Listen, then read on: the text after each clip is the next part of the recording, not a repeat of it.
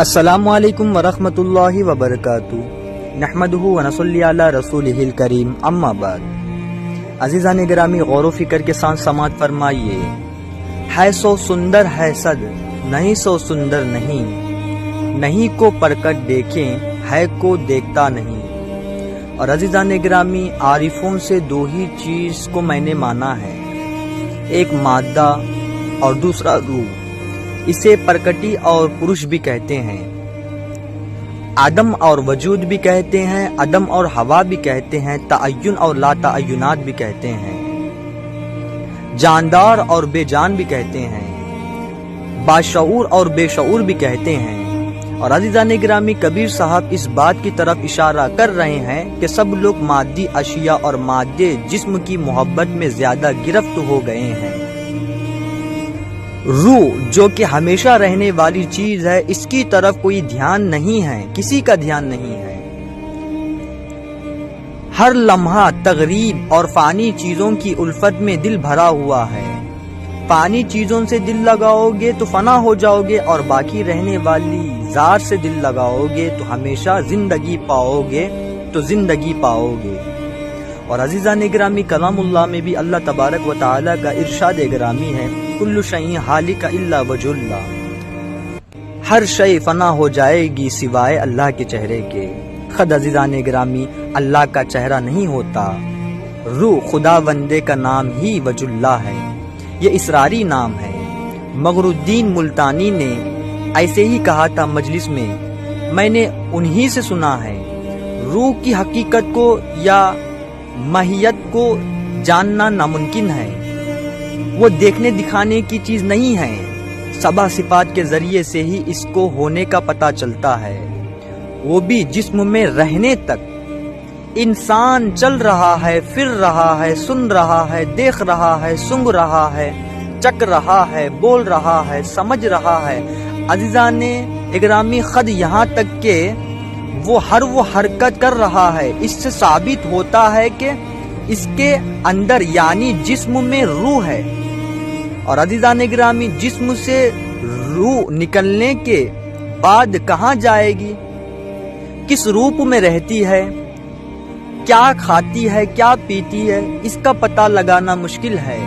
بعض اولیاء نے اس کا بھی پتہ لگایا ہے، مگر ان کی تعلیمات سے پتہ چلتا ہے کہ روح کے بارے میں کسی نے بھی تفصیل سے کچھ نہیں کہا، سب نے اشاروں میں بات کہی ہے۔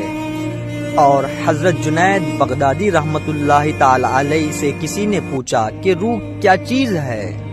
آپ نے جواب دیا، جب حضور صلی اللہ علیہ وسلم نے اس کے بارے میں کچھ نہیں کہا، صرف قتل روح من امر ربی، یعنی روح اللہ کا حکم ہے، اتنا ہی کہا، اس کی تفصیل بیان نہیں فرمائی، تو ہم کیسے روح کی حقیقت بیان کر سکتے ہیں؟ تو عزیزان گرامی، روح کی حقیقت اور ماہیت نہیں بیان کی جا سکتی ہے، صرف اتنا کہہ سکتے ہیں کہ روح کی صفت سوچنا ہے، میں سوچتا ہوں اس لیے میں ہوں۔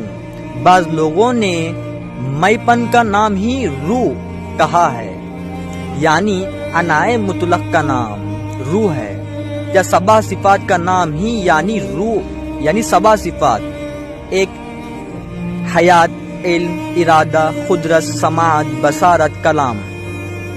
اور عزیزان گرامی، جسم ملکوتی، جسم لطیف، اکثر خواب کی حالت میں، مراقبے کی حالت میں، بیداری میں بھی بعض صالحون کو نظر آتی ہے، اس کو لوگ روح سمجھ لیتے ہیں، مگر روح الگ چیز ہے، جسم سے الگ چیز ہے، مگر لطیف جسم میں بھی روح رہتی ہے، کیونکہ اسے بھی جسم کہہ رہا جا رہا ہے، اور ہر جسم میں روح کا ہونا ضروری ہے۔